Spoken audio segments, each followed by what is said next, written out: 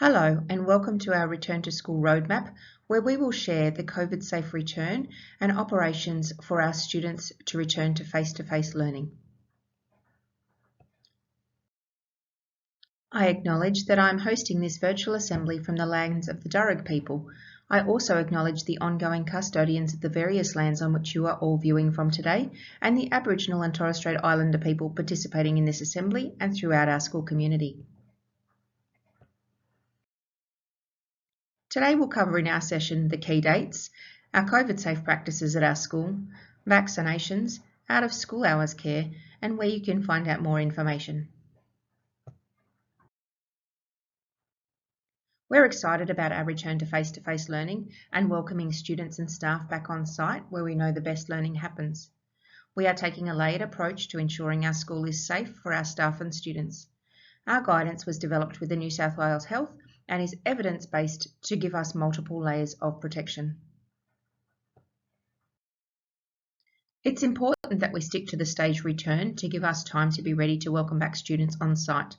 From the 18th of October, kindergarten and Year 1 are required back at school, and from the 25th of October, all remaining year groups, Years 2 to 6, are required back at school as well. COVID-19 vaccination is the best protection against severe illness and also reduces the risk of spreading it to others. All staff required on site supporting the return to school will need to be fully vaccinated from the 18th of October. Then from the 8th of November, all staff, contractors, volunteers and students on student placement on a school site will need to be fully vaccinated, including outside of school hours care staff. As we return to school, students will be kept in their cohorts to minimise opportunities for transmission of COVID-19 and to enable effective contact tracing and containment. This means minimising interaction between students on school grounds and keeping cohorts together where possible.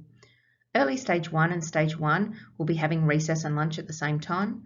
Stage 2 and Stage 3 will be following with their recess and lunch.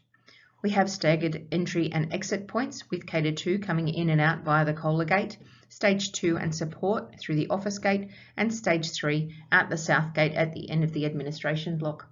Students will be released from school in a class-by-class basis at 2:50 p.m. We will be commencing. Please follow the physical distancing advice from our local area and avoid gathering outside the school gates. Please remain outside the school grounds. Please ensure that you adhere to mask wearing requirements in accordance with the public health order and obey the road rules and parking signs as they're still in operation. Please take care driving in the school zone as more children may be walking or cycling to school, and find a safe place away from the gate to wait and meet for your child in the afternoon. Please drop independent children away from the school so they can safely walk into school, and walk your children to school if possible, or park away from the school to stop the congestion at the kiss and drop zones. Masks are required to be worn on school site by staff indoors and outdoors, and are strongly recommended for students indoors and outdoors unless exercising or eating. Please provide masks, however we do have backup supplies if required. Masks are also required for all travel on public transport for children. Please send your child with a mask and a spare in their bag. We'll have some on site too.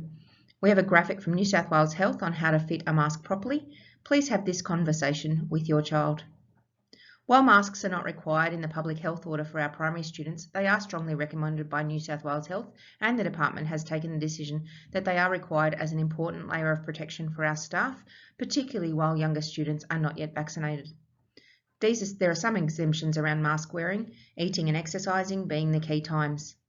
Please have a look at the New South Wales Government website for the full list of exemptions.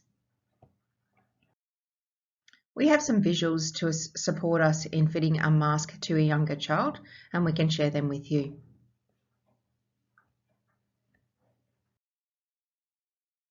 Having open or well-ventilated spaces reduces the risk of transmission of COVID-19 because infectious particles are more quickly diffused in the open air. All of our classrooms comply with the ventilation guidelines in our recent ventilation audit. Our office block also requires us to follow the 1 by 4 metre squared guidelines. During Term 4, many school-based activities will remain on hold until New South Wales Health advise otherwise. This includes large celebrations like assemblies, presentation days and graduations, arts and sports events.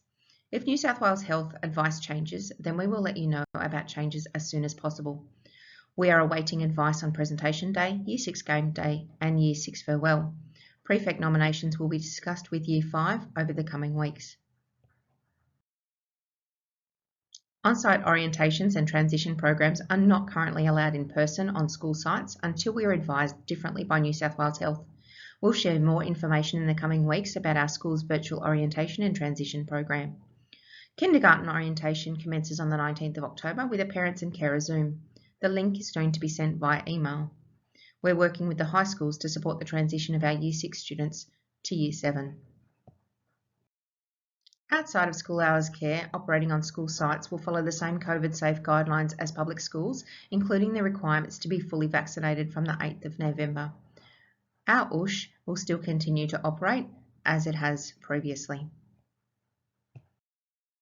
All of our students are expected to be back at school for their staggered return dates. After this date, we will only be supporting learning from home where this is required by New South Wales Health to do so. Parents and students will be notified if a decision is made to close the school due to a confirmed case of COVID-19. During this time, we will continue to provide learning from home activities and we will let you know when we can return to face-to-face learning via School e-News. Find updated information on the Department's Advice for Families page to support students who are anxious about the return to school or get in touch with us directly. Thank you very much for joining us today. If you have any questions, please contact us via phone on 9673 2711 or email us via the website. We look forward to seeing all of our students return to school over the coming weeks.